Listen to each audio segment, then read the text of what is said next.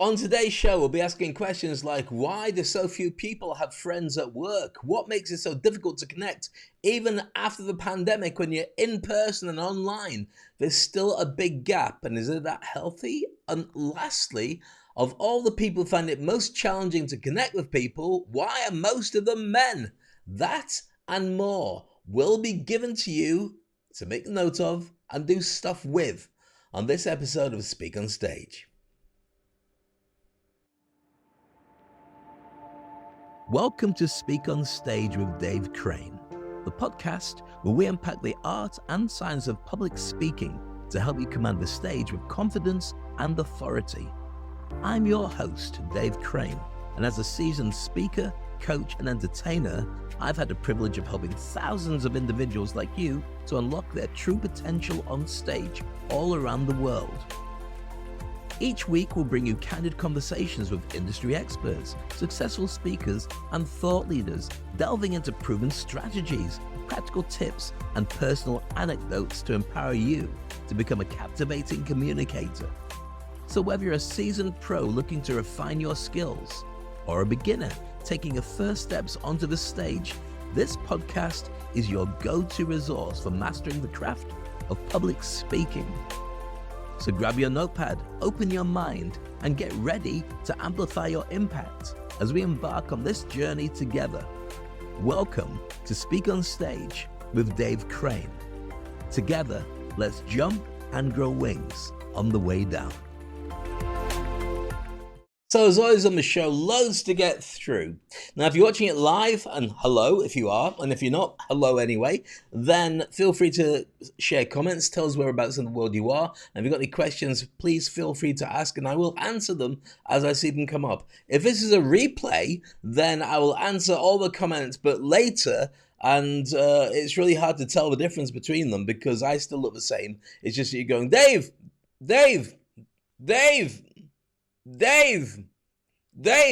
and I'm just going la la la la la la la, but not really singing it. You know what I mean? If you know what a replay is and how it gets played again, and probably 90% of the people watch replay rather than live, then you'll know exactly what I'm talking about. If you don't know what I'm talking about, then let's move on. Today's subject is quite a big one. It's really important to get this around your head, to be honest with you, because it's something I've been struggling with for quite some time. It's this big question: why is it so hard to make friends at work? Now, I've been at a couple of networking groups, and for somebody who's not a solopreneur, I have got a company. I work with my wife, and I do go out and do lots of gigs and work with lots of interesting people, but I don't really work inside a corporate structure anymore. And so I don't really have work colleagues, just lots of people that I connect to. I've been to a couple of events recently that are men only. Yes, they do exist, where it's dads and older men. I've got to say hi to everyone from the British Dads Dubai group, where we've met for dinner and we've met for breakfast, and we just chat about all the challenges facing a bloke who doesn't easily connect with people. And you're saying, well, what's wrong with you? Well, nothing. It's something that just happens to people. I'll explain exactly why later on, but I want to say this is a real problem for men. And why is it a problem for men, Dave? Why should we care about men? What about women? There should be more for women in this world. I agree with you, but this is one particular area that men are really bad at dealing with. And when you look at the suicide rate, is 80% men, kind of about my age, a little bit less, where you get to a point where you say, I can't deal with this anymore. I don't know how to deal with it. I've never been taught to deal with it. I can't reach out and talk to anybody about it because I'm going to look stupid and weak and foolish and rubbish. Then you know that this is a real issue that needs to be looked at. We're going to combine what you need to be a successful leader at work, the communication skills, and highlight how those skills could be used to reconnect with people at work and create a really effective relationship. I'll give you an example about why this is built into us, and it's kind of like a challenge for everybody. If you take us back to cavemen days, and yes, I have got grey hair, maybe I do look like I should be in the caveman days, but I'm not really. There's a real difference between men and women, and I'm not saying men are better than women or women are better than men. We are equal but completely different. Now, here's the thing. When we were cavemen, we would go as hunter-gatherers out in packs with spears and arrows and violins, which is probably what I'm trying to hold here, just to make some sad noise for killing. Let's go out and play the killing song. I don't know, I'm making it up as I go along. But we'd go out in silence and we'd hunt and we'd get the whatever it is we kill, and we bring it back to everybody in the families, and we'd eat it. Probably would do more than just that. We'd probably cook it to make sure it all worked. So we do it in silence. And what the women would do as the hunter-gatherers, but as the women would be the gatherers. And so they'd go out with the families, with the women, and they'd go get nuts and berries and fruit, and they'd chat, which is modern shopping, which is why I hate modern shopping. Many men do. Many women do as well, but many men do. So why should that translate, and why does that get interest, Dave? Why are you bringing it up? Well, first of all, you might not have known that, but if you did know it, then one of the things that's true for guys is we don't tend to talk to each other when we're enjoying ourselves or doing most functions. We do it in silence. So, for instance, if I'm going out for an evening with one of my best friends, like Paul or whoever it is, and we go to a restaurant, and then we go to a bar to watch football, for instance. And I get back home, and then my wife Aziza would say, "How was it? Great, lovely night. How's Paul? Fine. So, how's his missus? I don't know. We didn't mention it. Didn't you ask? No. Well, how's other stuff? It's all right, I guess. Well, didn't you ask? No. So what did you do? We just sat there and watched football. Didn't you talk? We said, how are you, and how are you? And we talked a little bit about stuff we wanted to get off our chests, and then we sat in silence. That sounds really boring. It wasn't. It was really good. So you had a good night? Yeah, fantastic. Best night ever. Because we don't do the gossipy thing. Should we do the gossipy thing? I think we should. But we're not very good at it. And I want to share with you, before we get into the nuts and bolts of today's presentation, years ago, I interviewed Dr. John Gray, who's the guy who wrote Men Are From Mars and Women Are From Venus and many other books. Best-selling guy, really amazing coach and mentor and author. And when I talked to him about the different things that he had to teach people, he taught me about the difference between men and women. One of the key things is he was teaching a load of women how to become more successful in their lives. All about their emotions and so on. And they collectively said to him, look, our husbands like cavemen. Do us a favor. Can you work with our husbands, do a special course to teach them empathy and stop them acting like, statues, get them to understand what's really going on in life so we can get closer to them. So he said yes, and he put together a course for men exclusively, and all the women sent their husbands onto this course. A few weeks after the course, the women went complaining to him. What's the matter? I hate him. Why? He cries all the time. He's always super empathetic about everything, even stuff like, what happened to the guy who didn't care about stuff? At least he was fun. This guy gets more upset about everything than I do, feels guilty all the time. He's always apologizing. I don't find him attractive anymore. So be careful what you wish for. Does that make sense? I'm going off on a tangent here. I don't want to go too far off on a tangent, but I want to explain the differences and the challenges that men face, because now, especially after post-pandemic world, many men found themselves losing jobs than they do nowadays, getting to a certain age where they're not sure how to articulate the challenges of depression, anxiety. You can't talk to anybody because we generally don't meet anybody. For me, a large group of the friends that I've made who are male are only from going to my daughter's school for pick-up and drop-off. You see the parents around and you talk to people who are there.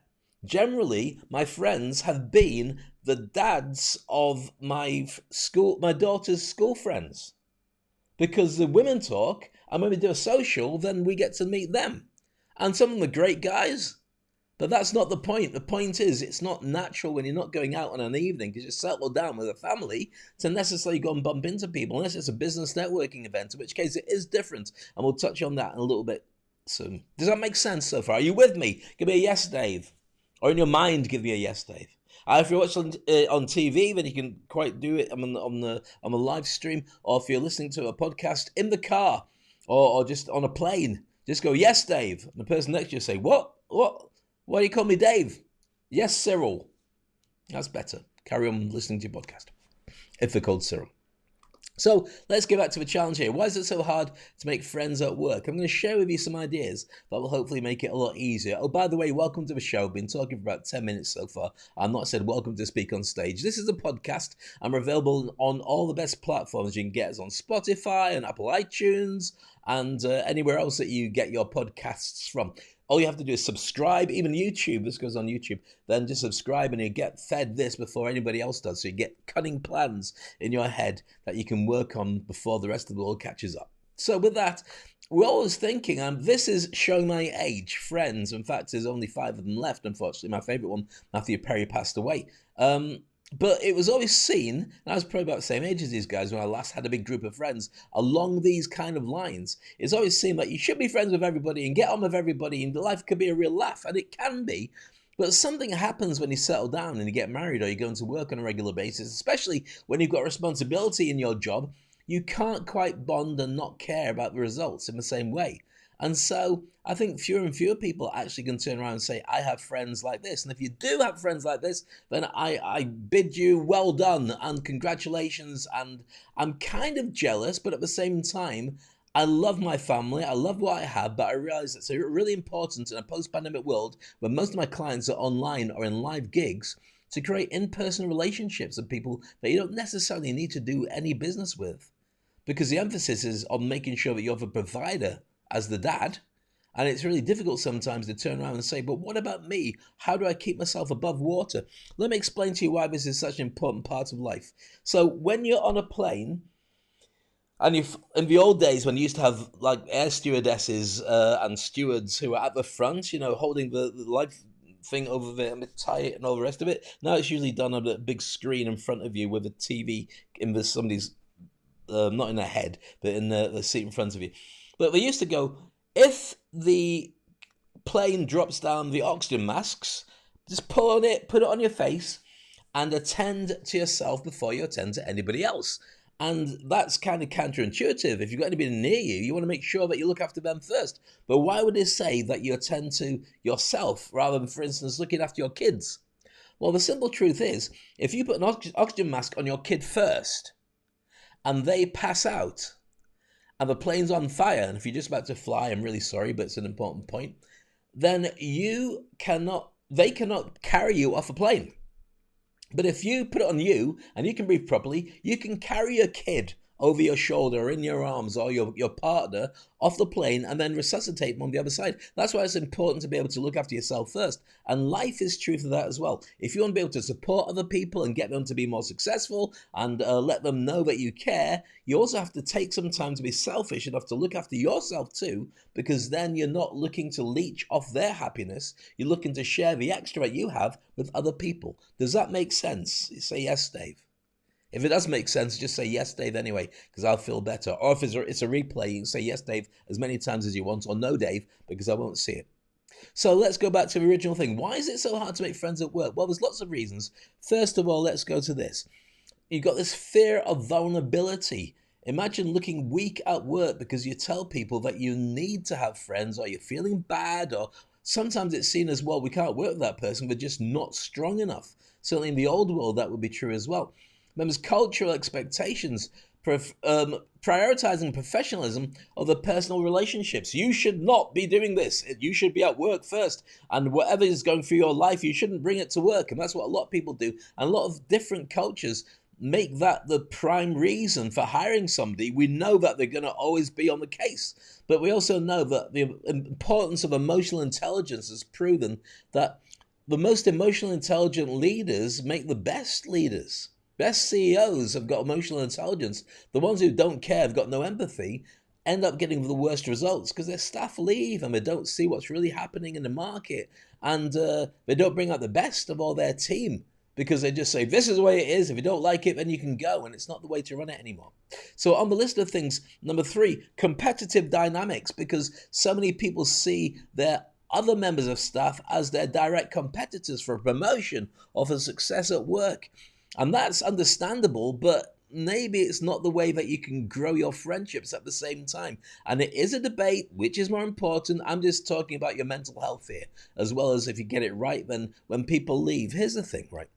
When people leave work and they go to work in a different company, so many organizations go, they've left our company, they've let us down because they've cheated by going somewhere else. Let's never talk to them again. And I always think that's a big mistake. I think what you've got to do is treat it like a brain trust and keep the people who leave you in the inner circle, or at least in the outer circle, so they're still friends. So if you can refer people back to you because you've got a great relationship, and they can talk about how good your company is out in the market. So don't ever lose control of that. And sometimes they come back again. So leave the door open. You never know when that they're going to need to come back to you, or you might need to contact them through their organization, and you see them sitting in front of you for a job interview. So never cut any bridges if you can afford to do so. I'll just never do it anyway. All right then. So competitive dynamics, number 4, is transactional conversations. So when people go to work and they only talk to each other in a way of, we must get stuff done, I do not like you, I am gone. That helps if you don't like people, that's certainly true, but certainly as well, if you can understand where they're coming from and have empathy, then it's much easier to like people anyway. Then you've got limited social cues for connection. This is one that I've always found fascinating, especially in the last couple of years. Because from a point of view of being a single person, which I'm not now, I'm happily married for almost 20 years. When I was single, the way that you'd meet somebody is you'd go out to bars and clubs and you'd meet people, and hopefully when you sober up, you go, oh, there's you. Okay, let's do this again. And then after about 3 or 4 weeks, it's girlfriend and boyfriend, and maybe even get engaged and then get married and have babies. And you say that to people nowadays, we go, what, you met when you were drunk? And you go, yes, isn't that the way everyone does it? No, we don't drink nowadays. We use Tinder. Ha ha ha! I haven't got it on my phone, my wife checked. So you got Tinder or whatever it is, Grindr, whatever floats your boat on your phone. And that makes it much more difficult to meet the ideal partner. I mean, I can't even tell you how difficult it is when it comes to the actual enrolling on the dating apps and hoping to connect with people. First of all, there's a disparity of something like 60% of the people on the dating apps, maybe even more, say 70% are male as opposed to 30% female. Also, because you've got this imbalance between males and females, guys are trying extra hard to meet the girls. The girls have the ability just to swipe no, no, no, no, no, no. And the guys are going, please. So you end up, even if everyone met somebody and the girls chose one and the boys chose one, you'd end up with a huge percentage, maybe even half the site would never find anybody. Which makes them think, oh my goodness, I can't find anybody. It must be me. Nobody's interested. Now, what makes it even worse is the Me Too movement. Now, don't get me wrong, I am really behind the idea of a Me Too movement. There should never be sexual harassment at work or in any other place apart from with your partner, because that's what some people kind of like, I guess. If you're listening to a podcast, I wouldn't have the camera then. If you're listening to a podcast, then you should watch the video because it's funny. But what happens, apart from the fact men and women find it more difficult to meet each other, is with Me Too movement, it says do not go over and harass somebody. If you're in the gym or you're going out, don't go over to women and make them feel even more vulnerable by chatting them up, because that makes them feel terrible. And I get that.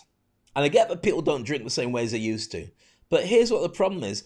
If you're a guy, you're expected to go and talk to the girl. 80% of the women expect the guy to approach.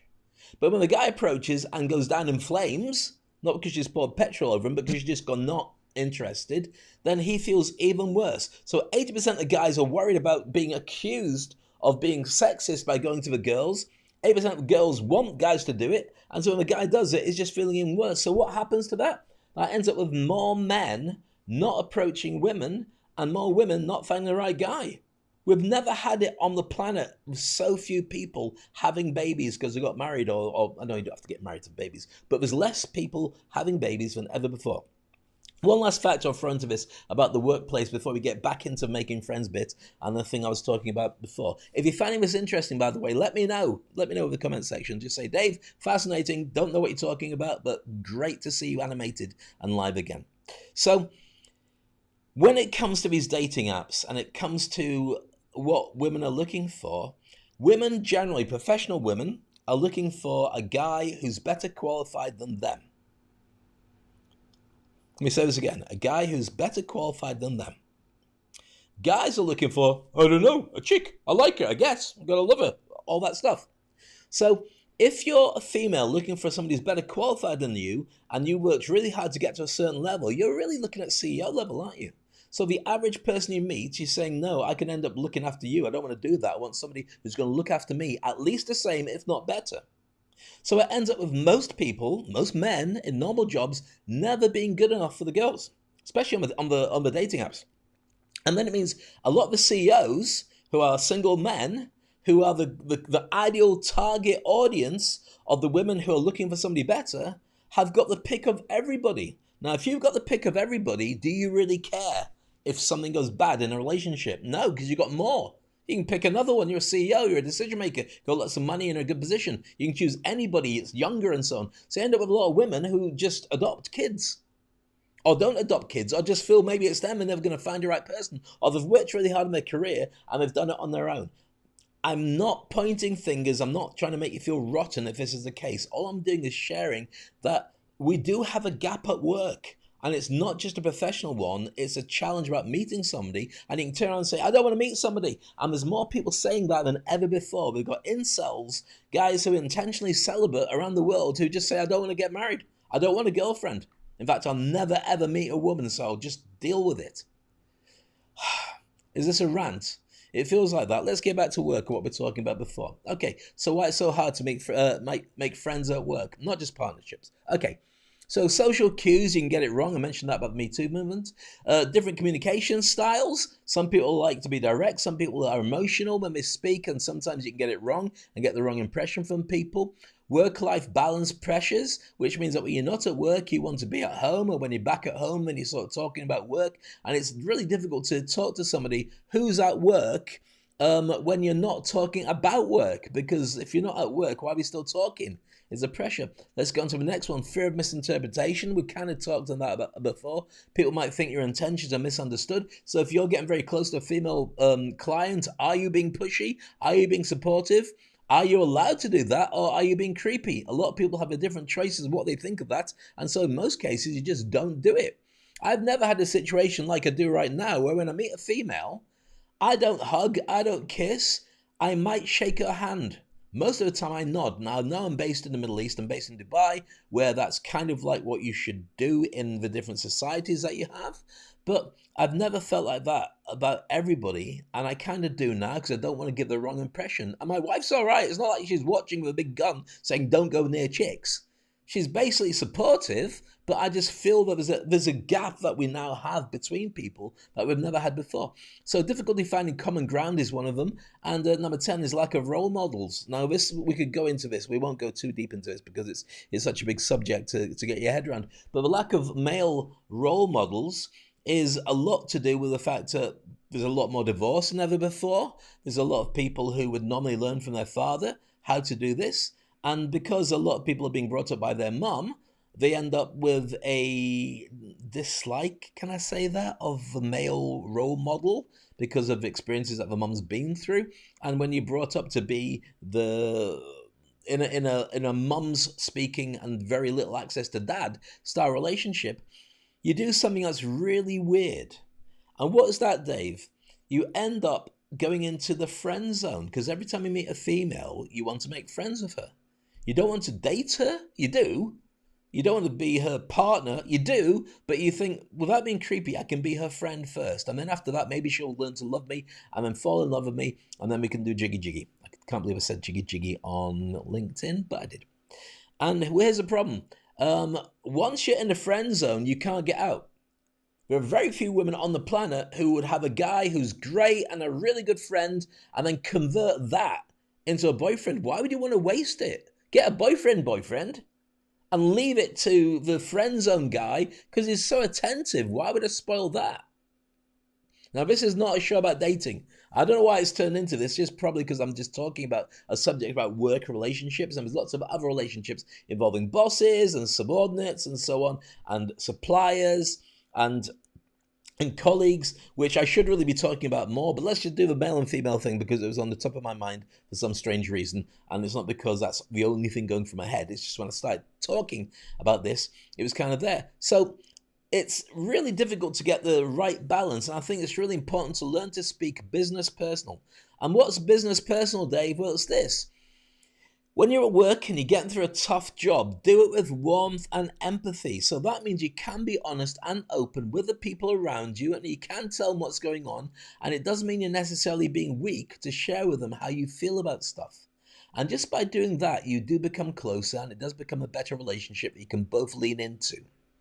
Does that make sense? Let's look at some of the areas where that would really matter. So, if you're a leader, and I kind of point out that everyone should be a thought leader in this, not least because of my new book. I should actually give you the link. I'll put it into the comment section. This is my book, The Thought Leader's Playbook.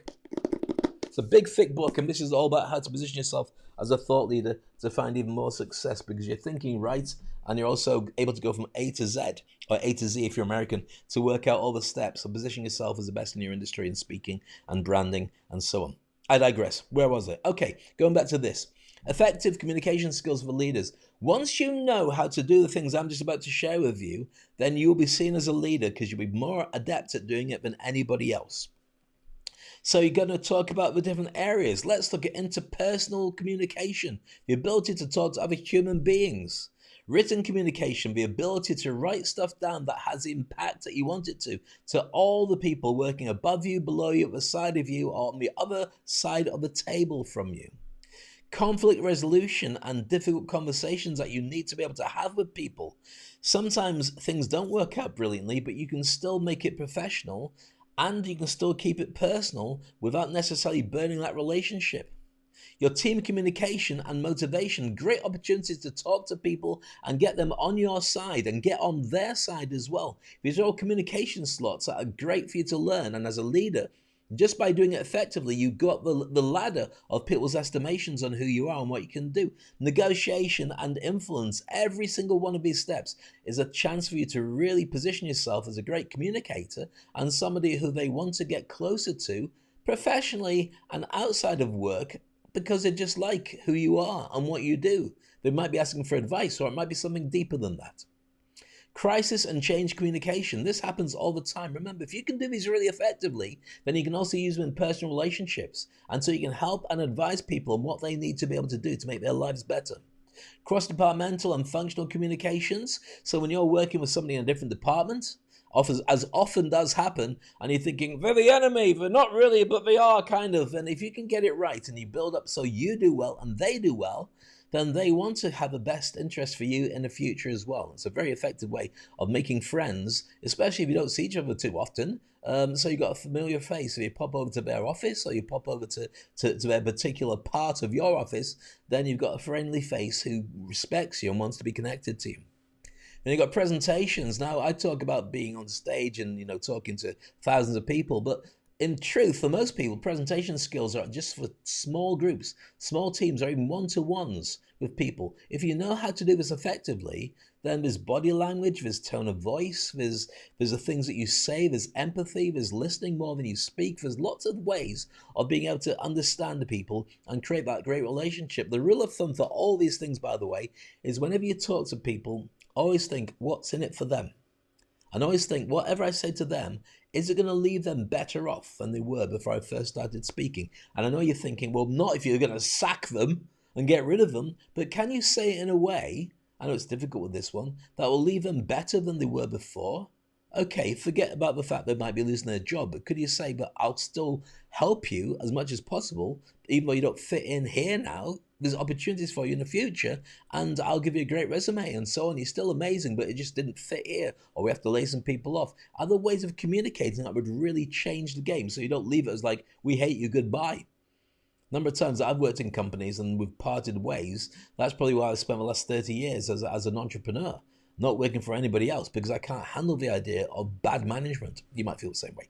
Hiring and onboarding staff is really important. When you bring them on board, do they join because they really think that you're a great leader and a great manager, or just because of salary? Because salary is not everything. Ultimately, most people in salaries end up maxing their payments at the end of a month. And so it comes down to the fact that you got to stay there to earn the money. But isn't it nicer if you're working with great people? Because the money is not so important then. Going to work is your favorite thing. And then firing and difficult conversations to be had with people. Not always easy, but they don't have to be difficult. They could be done because they have to be done, but you can still leave the best of friends. One technique that you can say is, look, let's just talk about this, get it over and done with, then we'll go and have a cup of coffee or a cup of tea, and we'll carry on what we need to do. So don't take it personal. This is purely business, and it's not about you, who I think is amazing. Yep, good. Next up, cultural sensitivity and inclusion. Oh, This is like the world's biggest can of worms. We're not going to go near that particular subject right now, this particular subject, because if we go on about it, it'll last forever.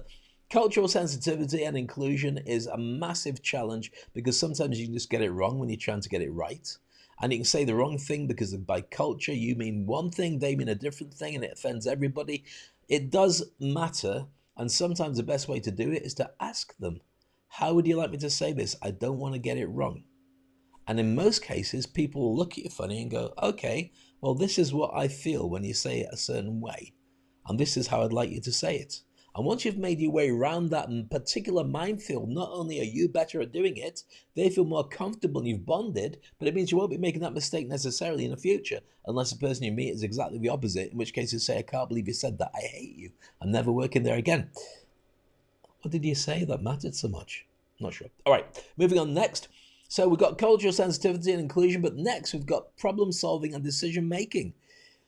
It's difficult when you're a leader to make decisions that work for everybody, but if you do talk about the process and you do position yourself so what you're doing is in the best interests of everybody, you can get buy-in for every decision that you make, even if it's not working in the way that people want it to. They can accept that it is for the greater good, and they can deal with it that way. Again, it's about effective communication styles. And this is what I teach people. The list of things that I'm talking about, I've actually worked with people and I've trained companies on how to do it more effectively. So if you want better communication between your team, I can help. Communication in hiring and firing, I've mentioned before, that's really important too. And how to network effectively. When you go to an event, do you know how to make sure you can make friends with everybody who's there? Or do you want to make friends with certain people? Do you know who the people are, the most effective that will be in your relationship and could be forever? Or do you just keep yourself to yourself? Or do you spread yourself too thin? You never get to know anybody. There's strategies at work. There's different ways of doing it. And there's ways of making sure that when you pick up your phone, haha, you can use your phone. That's me with my phone, just tapping on my nose. Doesn't make a noise because it's not wooden. And so you can make great relationships with people at every single event that you go to. And there is a technique I will share with you at some point for being able to do that using WhatsApp. There you go.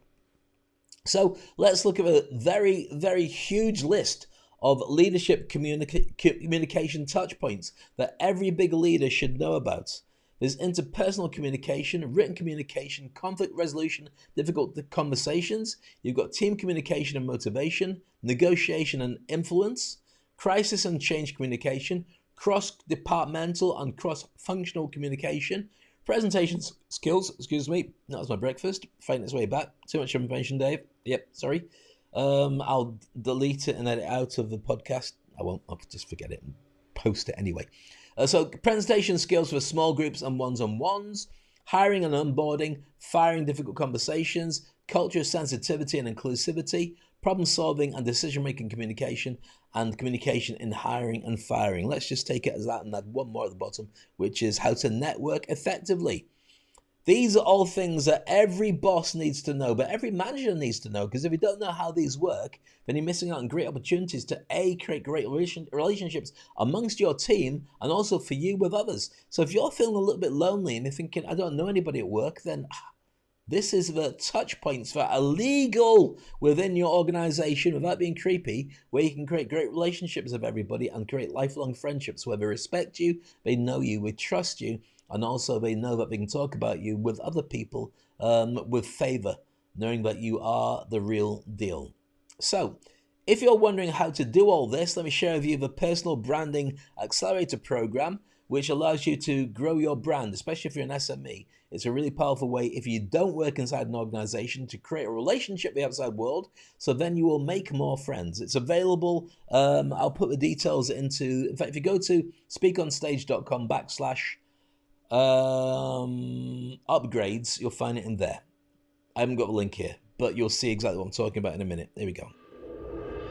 If you're a decision maker who's worried you're wasting time missing out on great clients or even losing money, you can fix it immediately with the Personal Branding Accelerator Program.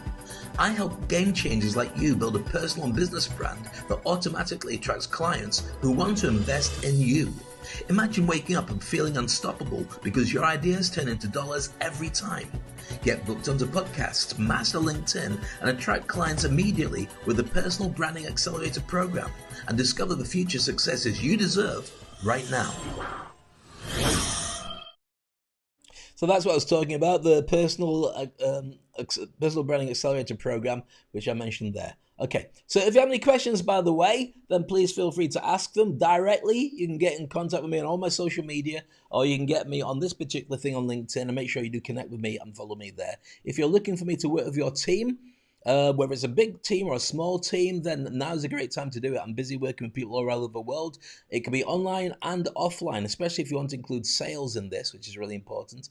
The ability to do personal branding or brand on behalf of the organization, or do public speaking. We have a number of different levels that we can do and certify you at the same time as well. So if you're thinking about real life as well, Dave, I don't want to just make friends at work. What about when I leave and I go somewhere? What about when I'm networking? Okay, let's share with you a little crash course on how to make real friends. And you might want to make a note of this, or even do a couple of screenshots, especially when we come to the end of it. Okay, first of all, your fear is in your head. Your fear of people rejecting you is in your head. It's not what you perceive. It's just natural for us to be defensive. Number two, start with people you know and people they know. You don't have to go off to anybody and make friends. If you're very good at it, you can do. Most people aren't. So if you want to go over to somebody and you know they're talking to somebody, get them to introduce you, or introduce yourself to them and say, I know XYZ, unless they're called XYZ, and then you can start a conversation going. Business cards, usual way of doing it. You don't have to. There's a WhatsApp way of doing it, but I'm not sharing that today. Next, get out there and join stuff. Go to meetups, to clubs, to parties. I've just joined a dads group in Dubai, British Dads of Dubai group, and it's incredible the people that have made friends within there, and I intend to keep attending. Why? Because I think it's important to know that you're never on your own, and sometimes we're all used to saying that we are, or we're not used to saying anything to anybody, including ourselves. So there are groups like you, of people somewhere. Just Google it or get your AI to be able to look for who they might be and connect, reach out. Next up is this: take the first step and say hello to people. What's the worst that somebody's going to say? You say hello and they go, oh, I hate you. You are just scum. Well, they might do that, in which case you do what you do in sales, which is if somebody doesn't buy your stuff, you go, okay, next. You move on to somebody else. You don't waste time on it. Don't think about it too hard unless there's a lesson to be learned, like brushing your teeth. And then you go on to take the next step and get some more people to say hello to. That makes sense? Yes, thank you. Okay, next up is be open, don't judge. Open your heart to people. Not literally, that'd be gross. But you never know. Everyone's going through challenges and you don't know what makes them the person that they are. And sometimes you want to ask and sometimes you don't ask, but don't judge too quickly because everyone's got their own demons and they have to deal with them. So, be nice. All right. Get interested in the person that you're talking to and ask open questions. Here's the thing. Nobody cares who you are or what you do. They only care about what's in it for them. So they're looking for reasons why you will enhance their life. So when you start talking about yourself, don't go me, me, me. Go me in comparison to what I can do for you as much as possible. That really helps too. All right, number 7 is this one.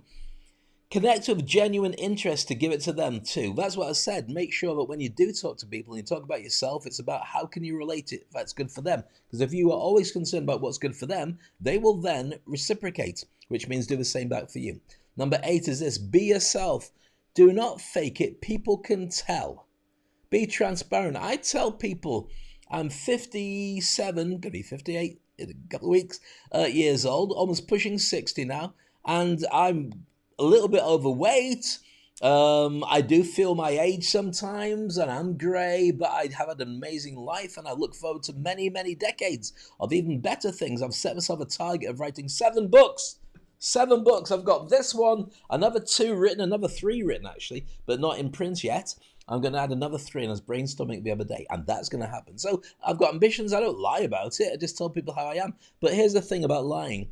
I don't lie to people because I believe that for every lie you tell, you've got to give another 15 lies to cover it up, and then another 15 lies for each of them. It's easier just to tell the truth, and that's what I stand by. Okay, next up is this, number 9, be there for them. Isn't it amazing how many people are there for you or how many people aren't? I've got a thing called the airport rule, and that's, I believe that there's 5 people. I believe there's 5 people I can turn out to right now who would pass the airport test. Out of all the thousands and tens of thousands of people I know, the airport test is if something happened to you and you were incapacitated, how many people could you rely on, well, that's a different thing, I guess, lying in. How many people could you rely on who would get your family to the airport on a plane and to safety if you're not there? How many people? For me, probably about 5 that I know would do right by me. Everybody else, of course, they do their own thing. Well, that's understandable. And we are acquaintances and sometimes we're friends, but not necessarily passing the airport or airplane test. And the last part is this. Stay in touch, make the effort. Remember, it takes 2 hands to clap. And I've said this before on stage, and it's not quite true. It does take 2 hands to clap, but if you do it the Arabic way, it's like that. And I can't do it, and it looks like Kermit the Frog naked. That's a very visual joke, no good on the audio podcast, but I'm just doing, forget it. But you can make a noise if you practice at it, and some people are very good at doing it, and I'm not. Think of maracas, but without maracas, some people can do it. I just want to stop. Look, here's another one. Hello, no. Stop. Let's go back to where we were. So, these are some tricks to making new friends. If you want to learn how to do it and get me to train your team, here's what you do. There's your QR code. Go to speakonstage.com/get-trained-by-Dave. When I say dash, I don't mean backslash, I mean dash as in a minus sign. That's www.speakonstage.com/get-trained-by-Dave-. Or even easier, just go to this QR code, hold your phone up, and then just take this QR code. I'll leave it there for a few moments' time so you can get it or get a screenshot of it, and I'll take you there. And all it does basically is allows you to book a meeting with me to talk about how to work with your team. And it doesn't matter whereabouts in the world you are, I can come to you, or you can put something on and we can do it online. I train people, even individuals all around the world, to be able to be more effective at their communication styles without even looking at the public speaking stuff. That's not for everybody, but if you do want that as well, I can help you with that too as a mentor with the Industry Icon program and beyond. So that's about it for today's session. Thank you very much for your time. It's been an honor and a pleasure to have you here. I hope I didn't speak too quickly, and I hope I didn't speak too much rubbish. And I hope that you've actually managed to listen to stuff beyond when I start talking about men and women and being single. I'm going to see you soon on this podcast. I'd love to know your feedback. Remember, every Sunday we go live on LinkedIn, and you can join us on that particular podcast. Last time we did is being human enough anymore in the world of AI. We had some fascinating conversations with people saying yes, people saying no, and people sharing their thoughts on what the world is like and how we're not ready to be able to deal with the changes that are coming at us with new AI apps every other week. We may continue that conversation or a different one, but we do video them and we do show the podcast later on YouTube. So have a look at my last podcast and be able to see what we talked about there. Or join us live on the audio next one, which will be on Sunday or Fridays. I'm not sure. You'll see my details when you go to my profile on LinkedIn. Meanwhile, that's it from me. Hope you enjoyed today's session. If you did, then make sure you subscribe to all the other shows I've done. But it's about halfway through, or almost near the end of season 4, of which is about 8 million episodes of season 4 so far. Loads of great interviews as well. Got some more lined up for you soon. So whatever you're doing, make sure you jump and grow wings on the way down. Connect with me, and if you want to work me directly, let me know, and I'll be there for you as well. Meanwhile, look after yourself, and I'll catch you soon on Speak on Stage. Thank you for tuning in to another insightful episode of Speak on Stage with Dave Crane. We hope you found today's conversation inspiring and packed with valuable insights to help you to amplify your presence on stage too. And if you enjoyed this episode, please subscribe to the podcast on your favorite platform and leave us a review. Your feedback helps us improve and reach more aspiring speakers just like yourself. Remember, the stage is your platform to shine. And with the right tools and mindset, you can captivate any audience anywhere. So keep honing your craft, refining your message, and never shy away from the spotlight. Stay tuned for our next episode, where we'll dive even deeper into the world of public speaking and performance. Until then, keep speaking, keep shining, and keep making an impact. This is Dave Crane signing off. See you next time. Speak on Stage.